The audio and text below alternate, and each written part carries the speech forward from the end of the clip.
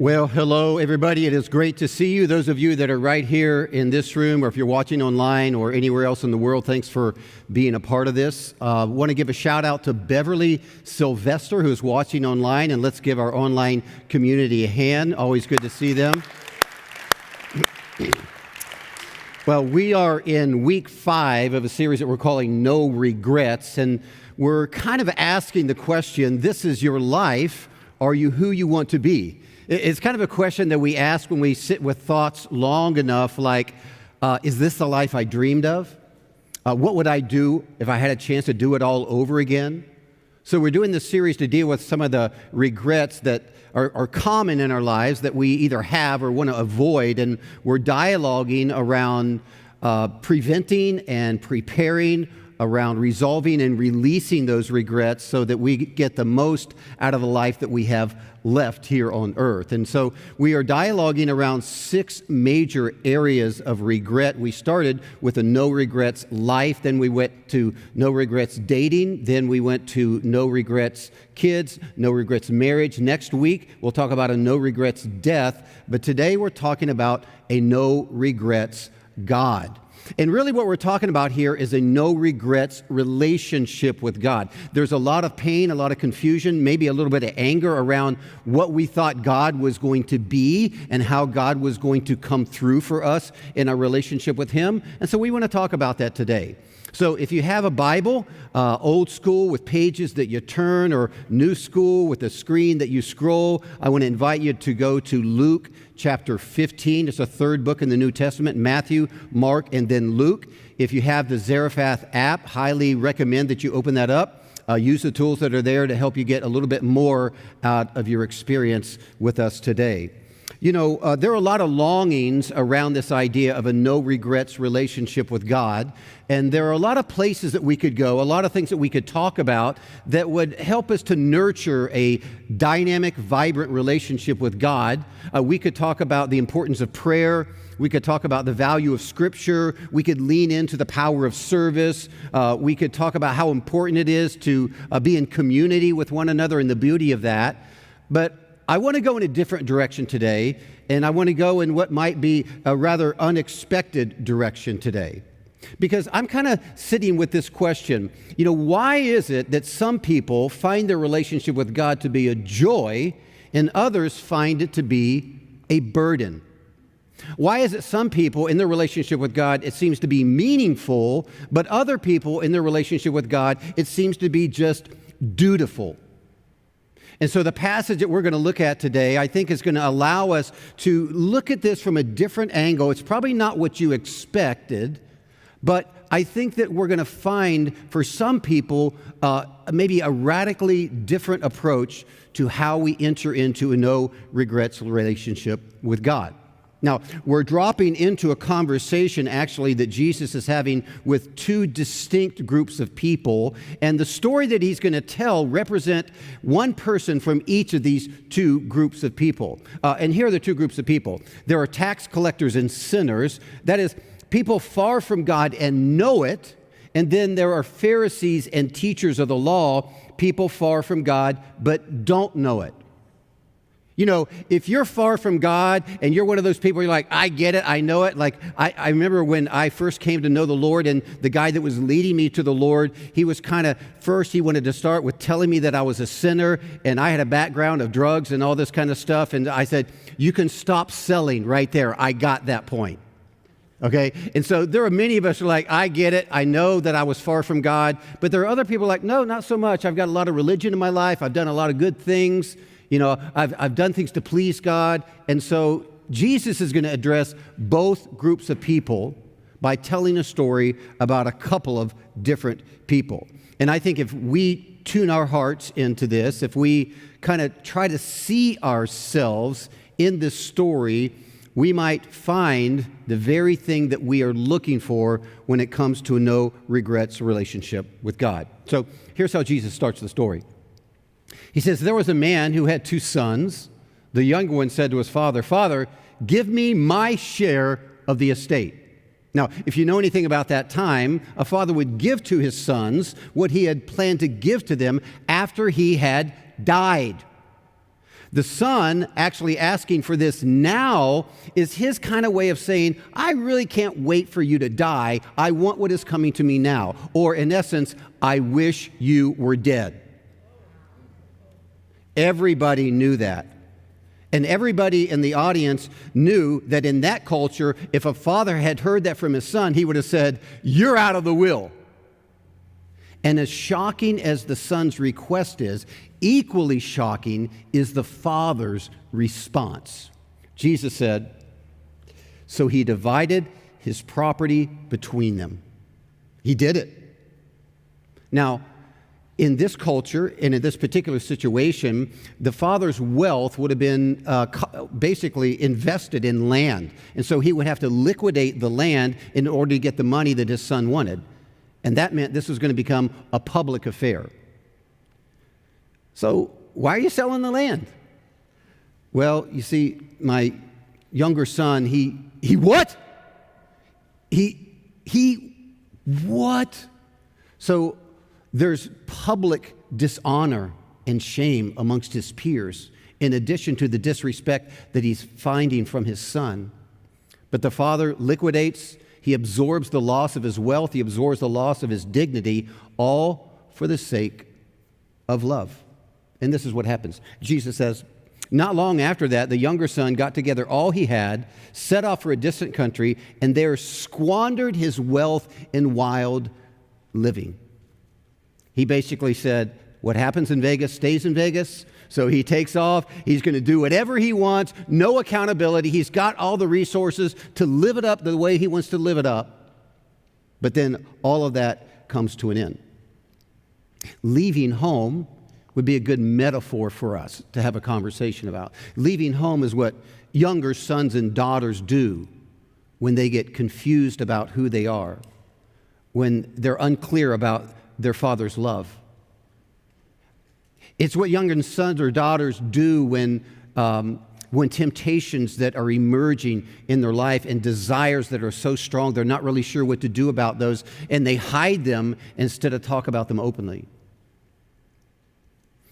It's what younger sons and daughters do when there's personal pain in their life and they can't reconcile that with the goodness of God. And so they say, I don't believe in God anymore, and so they leave home. It's what we do when we hear voices that are telling us there's something better out there. Leave home. Leave your relationship with your Heavenly Father and go out there and get it. See, I'm the younger son or daughter every time I search for love and significance where it cannot be found. We've all been in this situation. So the son, he blows through his inheritance and he actually hits rock bottom. He's at the end of things. And this is what happens. He says, when he came to his senses, he said, how many of my father's hired servants have food to spare? And here I am, starving to death.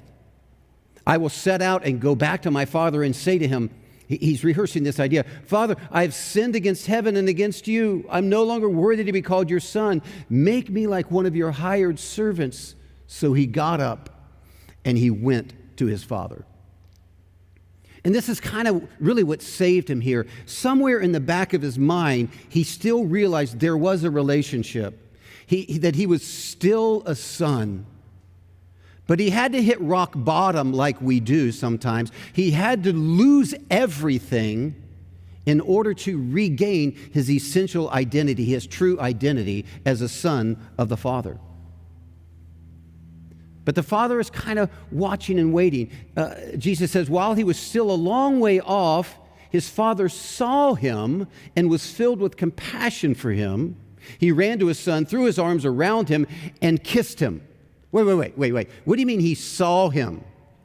It must have meant that the father was watching, that he was waiting, that he was probably out on the front porch every single day wondering, is this the day my son is going to come home?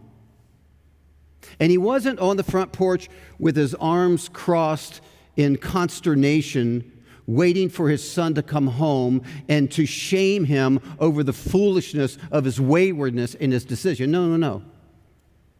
It says that he ran to him. He threw his arms around him. He lavished his love and grace upon him.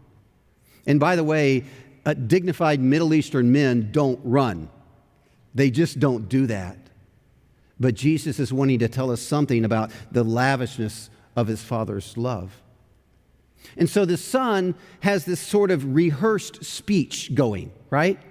It's kind of what we did when we were teenagers, and we stayed out till 2 a.m., and we pull up, and we can see not only is the porch light on, the living room light is on, and mom and dad are sitting on the couch, and they're just kind of waiting for us to come in, and we're kind of going, all right, here's what I'm going to say. I'm going to tell them that this is what happened, and they're going to, and we do all of that because if I can just get the right story out, then I'll be welcomed back home. Then I'll actually be forgiven. So the son launches into a speech.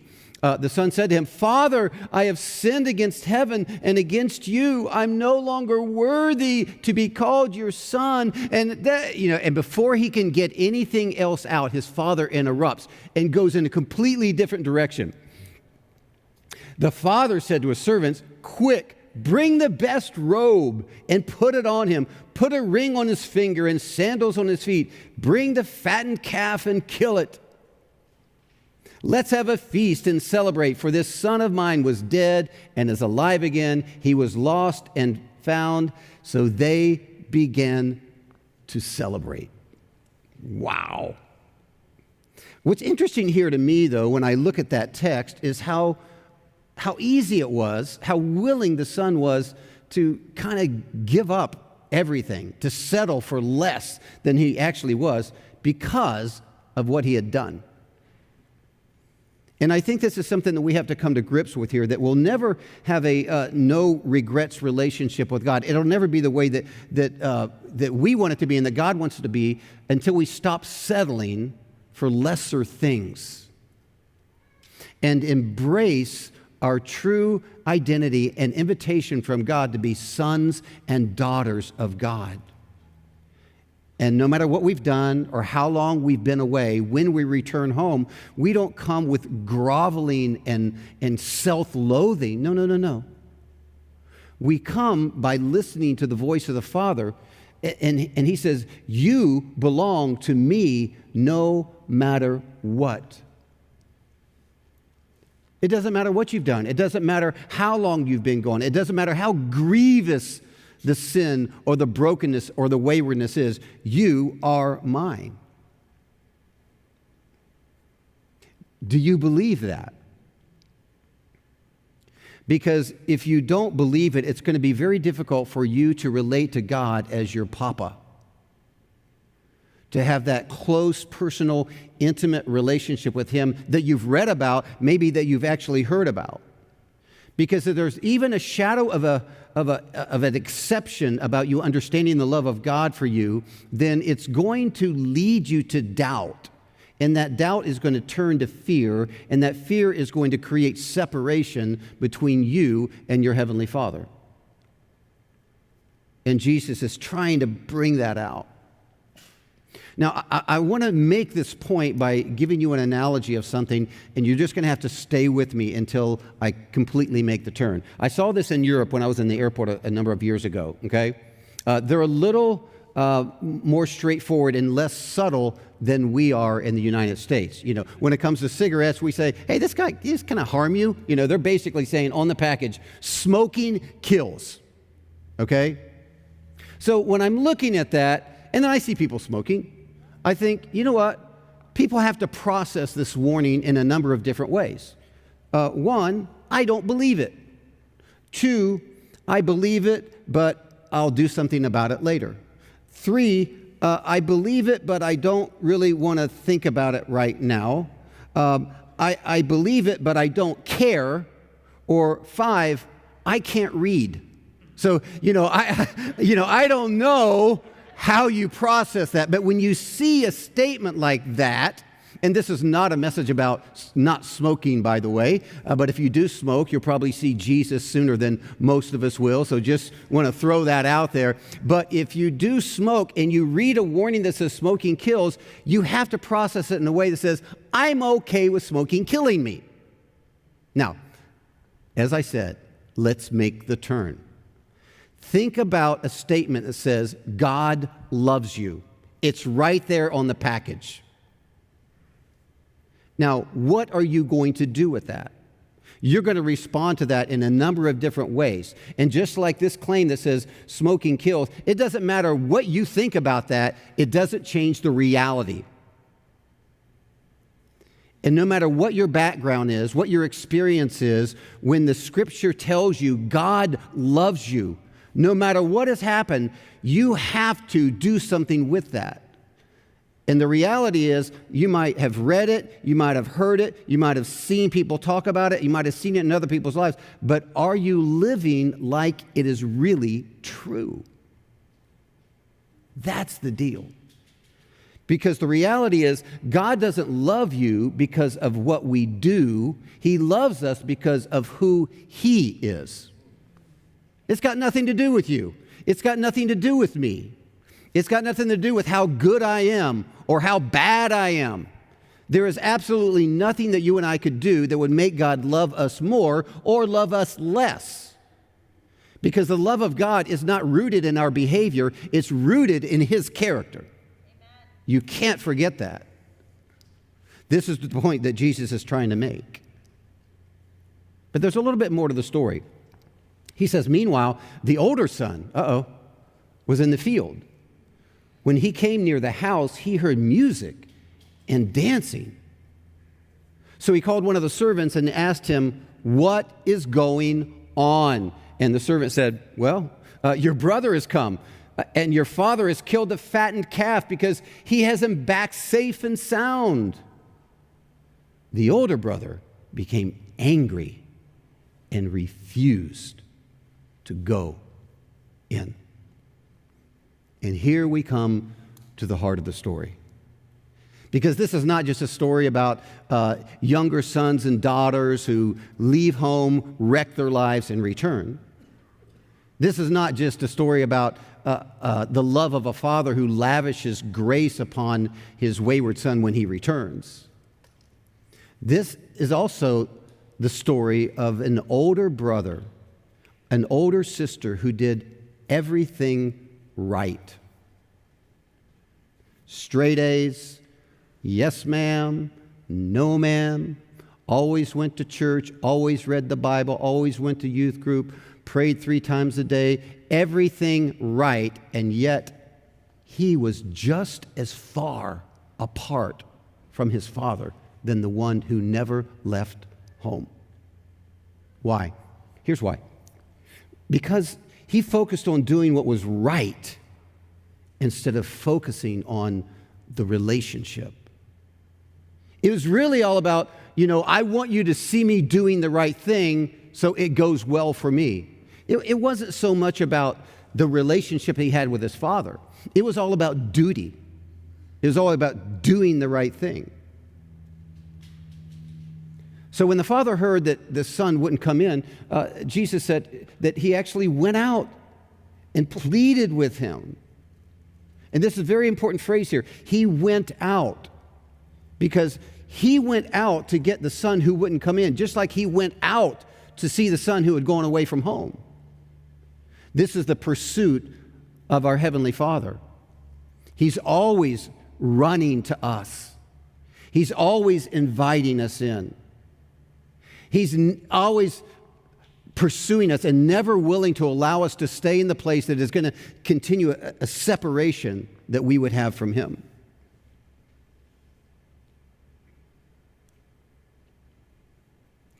But the older son didn't get it. He actually said, look, all these years I've been, say that word right there, slaving for you, and never disobeyed your orders, yet you never gave me even a young goat so I could celebrate with my friends.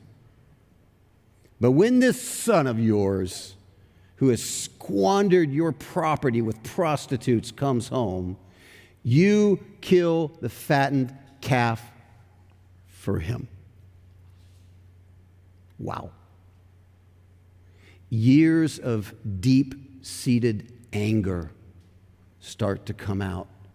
Contempt for his father for showing mercy to his younger brother, something he had probably done a lot, starting to come out. Look, not, but Dad, or hey, Dad, I was really bothered, but no, look here, pal, is what he's actually saying to his father. And all of a sudden, the rebellion that was just quietly under the surface for many, many years is exposed and is right out in the open. Now we see the real deal. And now we've come full circle in the story. You see, what Jesus is saying here is the younger son rebelled by leaving home. The older son rebelled by staying home. Both were lost. One on the outside with wild living, one on the inside with bitterness and resentment. And the older son is a little harder to detect in life, right? Because it's quiet, it's subtle, it's all on the inside. Older sons and daughters, they do all the right things, but they do them for the wrong reasons. His obedience wasn't born out of a loving relationship with his father. It was really born out of a desire to control his father and to secure what he felt he had coming to him. It wasn't about love at all. And then he's really upset because now the father is, not only has he given away what was entitled to the younger son, now he's given away his stuff. Something that he didn't earn and he didn't deserve. And Jesus says, now you might be getting the point. Because he's saying to the audience then of tax gatherers and sinners and of Pharisees and teachers of the law, and he's saying to you and me in this audience in the 21st century, 2,000 years later, that's the point. You don't deserve it. You can't earn it. You're not good enough. There's nothing that we can do to earn the Father's love and deserve anything that God gives to us. It's all mercy. It's all grace.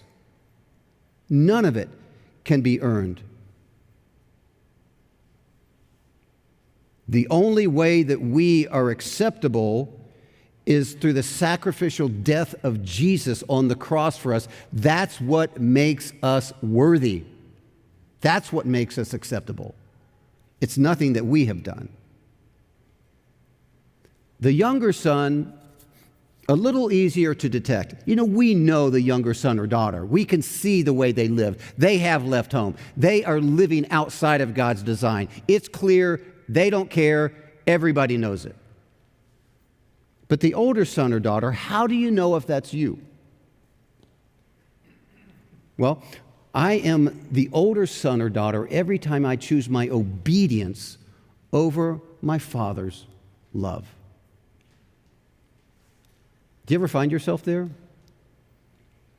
You're really preoccupied with doing the right thing. You're really preoccupied with being obedient, and you want everybody to see how good you are, whether you're a child, whether you're a teenager, whether you're an adult.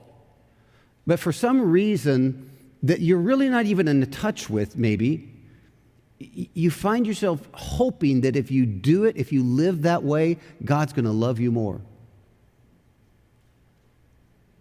Or God's going to give you more. And if you're honest with yourself, you find that this thing called a relationship with God for you is really kind of mechanical. Doesn't even really feel like a relationship. It feels like something that you do. It seems like we have done many things. We have done good things. We have done necessary things. But somewhere along the way, we can forget the one thing that changes everything. And this is the way I'm kind of looking at this today. A no regrets relationship with God is only possible when we come to grips with how much the Father loves us. You're like, that's it? Trust me, it's so simple we miss it. It's so simple we miss it. There's got to be, no, that's it.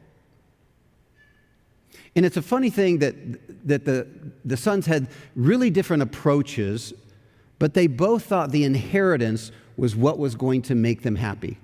One of them wanted it now. One of them was willing to wait for it, but neither one of them actually wanted a relationship with their father. They just wanted what they could get from him. And Jesus says, this is not the way of God. Could that be us? Could that be us? But no matter what we do, no matter how we choose to relate to God, he always chooses to relate to us in the same way. He's always pursuing. He's always inviting us in. And this is what he said to his older son. He said, my son, you are always with me, and everything I have is yours. Wow, that's really good. That's profound. Everything that I have is yours. But we had to celebrate and be glad because this brother of yours was dead and is alive again, and he was lost and is found. And if you're looking at your Bible right now, you're like, and? Because that's the way the story ends. And you're like, Jesus, you're not a very good storyteller. You don't end it like that, you know. Did the older son ever come in? But that's really not the question. The question is this: are you going to come in? This is what Jesus is doing here. This is his way of telling the story, is that you write the ending of this story based on the decision that you make. And so when it comes to a no regrets relationship with God, you know, just an invitational question for all of us is, where are you? Where are you? Are you the younger son or daughter? Are you the older son or daughter?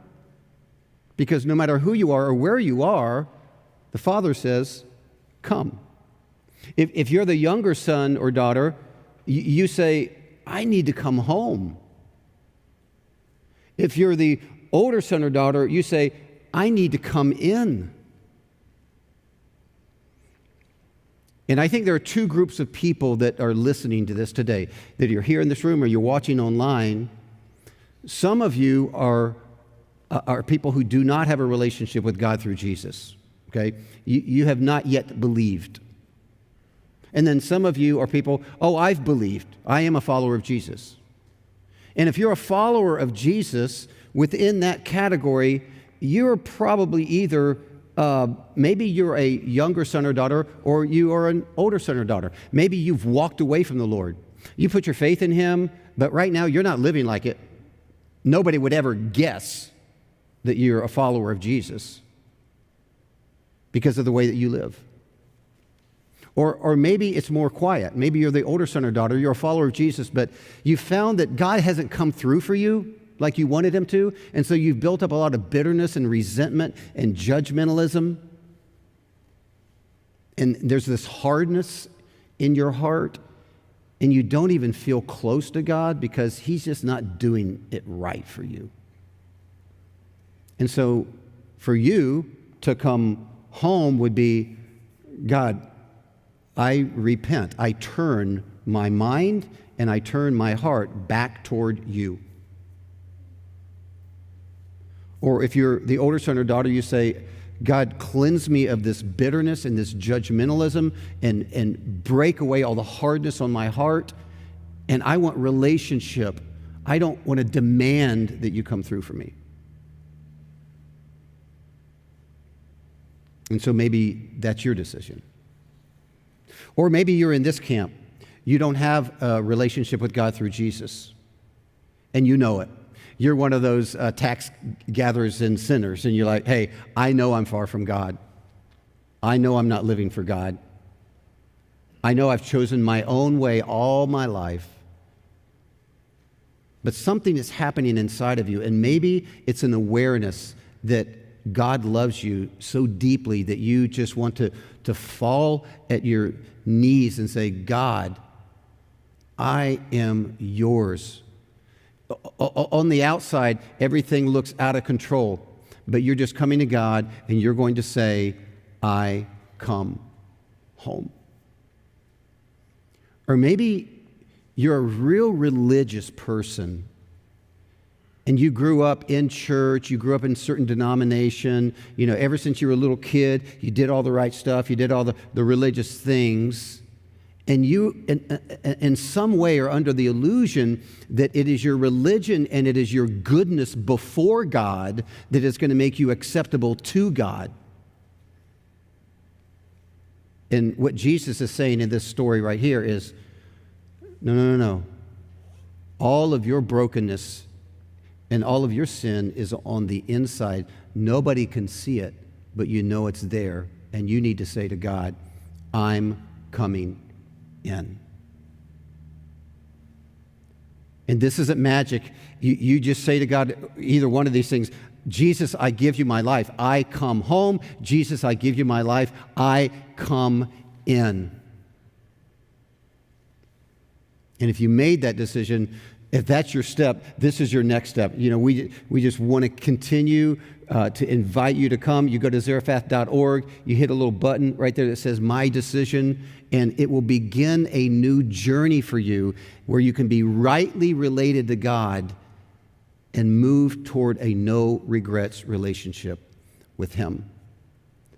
And if you're already a follower of Jesus, let this be an invitation for you to come home or for you to come in so that your relationship with God leads to fewer and fewer regrets.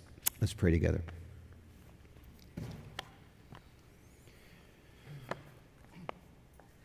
Well, God, we just want to thank you for revealing what is true about you in this story.